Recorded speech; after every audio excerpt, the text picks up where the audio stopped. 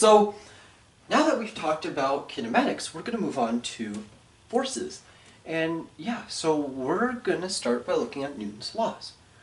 I'm actually going to start off by quoting his second law. His second law says force is equal to mass times acceleration. There's the word force. What is force? Well, force is clearly mass times acceleration according to Newton's law. We already know what acceleration is. Acceleration is change in velocity over time.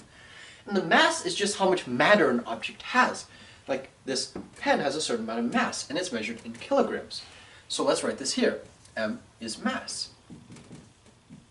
And what's it measured in? Kilograms. F is equal to ma, so F is force. And it is measured in something special called newtons.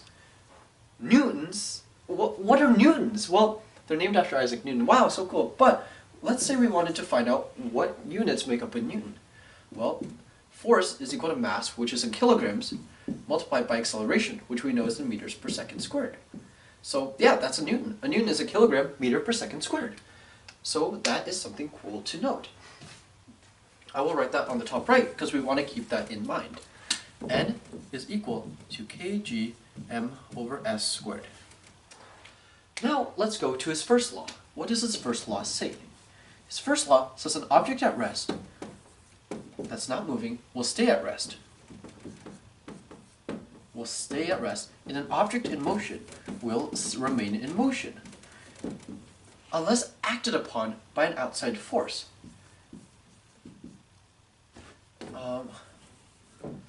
So I'm going to say unless acted upon by an outside force. Again, there's force. So let's dissect all the tenets of his first law. An object at rest will stay at rest. Okay, yeah, that makes sense. I have an object here, it's at rest. An object in motion will stay in motion. This one's a little harder to understand. So what it means by motion is velocity. So let's say I had an object and it had a certain velocity, v. There are no outside forces, right? Force is mass times acceleration.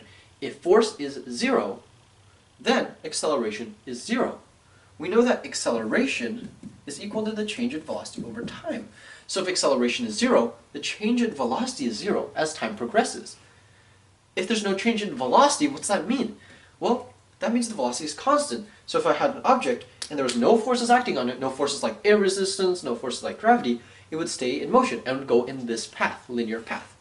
An important thing to note is that when he says stay in motion, it means that velocity is not changed, right? So I can change velocity by changing its magnitude from 10 meters per second to 20 meters per second, right? But I can also change its direction from 10 meters per second this way to 10 meters per second this way. And I need an acceleration to actually change this direction.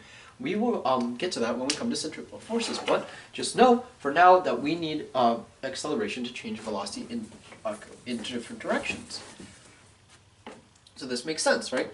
0 velocity, no outside force, so 0 change in velocity, so we end up with 0 velocity still. There was some initial velocity, no outside force, we still have some initial velocity. Now on to his third law. His third law says that for every action, so here's our action, there will be an equal and opposite reaction. So what that means is that the magnitude of reaction is going to be the same, and the actions and reaction are going to be in different direction. And what he's referring to are forces. Let's say that I have a marker and I put it on a table, right? Well, what happens? The ball is pushing on the marker, or on the table. The marker is pushing on the table, and the table is pushing back. And since the marker isn't moving, clearly they're pushing at the same force. The forces are equaling each other out. They're canceling each other out. A better example is if I was pushing on this whiteboard, right? I am not moving the whiteboard. The whiteboard is pushing back on me. So here is my hand, and here's the whiteboard. I'm applying an action. I'm going to call FA, this force, action force. And then no matter what my action force is, the wall is resisting, and it is applying a reactive force, F, reactive, onto my hand. So oh shoot, I'm moving. That's okay. That means in total, right, I do an action, right? The wall is going to use the same force against me. I push on the wall pushes against me. I perform an action on it performs an action on me. That's what Newton's third law means. Yeah, so let's delve into some problems we can do with Newton's third law. Alright, so Newton's third law problems. First thing I'm going to consider is, let's say I have a floor here, and I have a box, here's a string, here's another box, and then the box, mass of this one I'm going to say is m1, and the mass of this one I'm going to say is m2. And I am dragging this box. I'm applying a force onto this box. So this is a string, and this is our box. These are our boxes. So what we're going to do is we're going to draw something called a free body diagram to diagram all the forces on it. So the net force I'm applying on the system is F. So that means this dot is going to represent M1. So it has F. This has a force of F in this direction. But it's also pulling box 2. That means that box 2 is pulling on it. It's pulling out box 2, right? So it is performing action on this. M2 feels a force from M1. But then, according to Newton's third law, for every action there's an equal and opposite reaction. M2 is applying the same exact force but in the opposite direction. So I'm going to call that force T, because the force is going to be the tension in the string. The string is pulling on M1. Now, what about the free body diagram for box 2? So this is box 1. What about box 2? Well, we don't have any forces like F being applied on it. Instead, we just have M1 pushing on it, and that is T. Alright, now we need to use Newton's first law. We need to use Newton's first law to figure out what T is. Or second law to find out what T is. So what we do is we find the net acceleration of the system. Right? If I'm applying a force on the boxes are going to actually move together. Right? If I had a string, like this cap is connected to this marker, right? If I pull on them, they move at the same speed. If I accelerate them at the same speed, they accelerate at the same time. These two boxes are going to accelerate at the same speed. We can think of it as one system, like one object. So I'm going to consider this entire thing as an object. So what do? I want to find the acceleration of the system. F equals ma. What is our mass? Our mass is m1 plus m2. And our acceleration is a for some acceleration. Right? So that means I can write a is equal to F over m1 plus m2. So how does that help me find T? Well, we know this box is accelerating with the system. It's also accelerating at A. So what is the force on this box?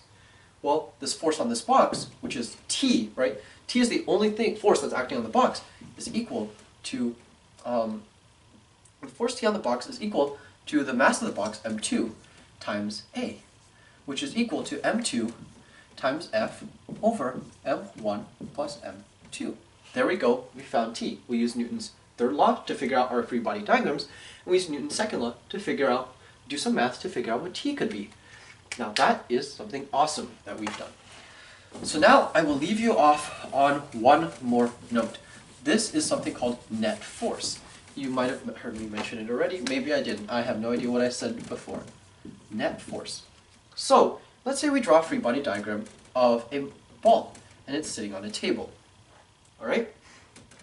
The ball is sitting on the table. What are all the forces acting on it? Well, we have its gravity, so F, we have a gravitational force acting on it, and that is called the weight of an object, which is equal to m times g, because g is the acceleration that's being applied onto the ball, and m is the mass of the ball, let's say. So its weight is different from mass, you see. Weight is a force. Mass is something called mass. So that is some important distinction to keep in mind. We also have the table, or the chair, applying a force up on it. This is called the normal force. It is the force that opposes weight. Or, yeah, Fn is the force that opposes the weight of the object. Right? The force that the surface applies onto the object. The surface the object is resting on. That's a better definition. So what does that mean? Well, let's draw the free body diagram. Oh, right, it opposes it, right? So it's equal to negative mg. And the negative is in the opposite direction. The ball applies a force on the table. Newton's third law, the table applies a force on the ball. We have negative mg. So, if we draw the free body diagram, here we have Fw, and here we have Fn. And these are the same magnitudes, but in opposite directions. The net force is just the sum of all the forces in all the directions that are acting on it. In this case, we're working simple, so we only have vertical directions. So what does that mean? Turns out my camera just died on me. In that time I went out and got some McDonald's. So yeah, let's go phone. Let's finish up this video really quick. Right, net force, I was about to say, is the sum of all the forces. So that's going to be equal to the normal force plus the weight. Right, normal force, the weight. We only have forces in the y direction, we don't have any x directions, right? All we do is we add up all the forces. In the free body diagram, what do we get? Well, we know Fn is negative mg, and Fw is mg, so we get 0 newtons as the net force. Well, does that make sense? Yeah, because if I had the marker on the table, and the table wasn't slanted, so if I put it like this, right?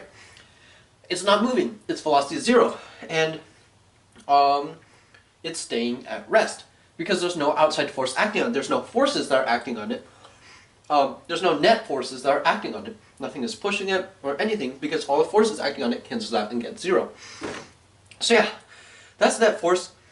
I said the last video was a mini video. Turns out this one is a lot shorter. I think the length is like, what, 12 minutes? Well, anyways, have fun. Keep studying, and I'm going to enjoy my McDonald's.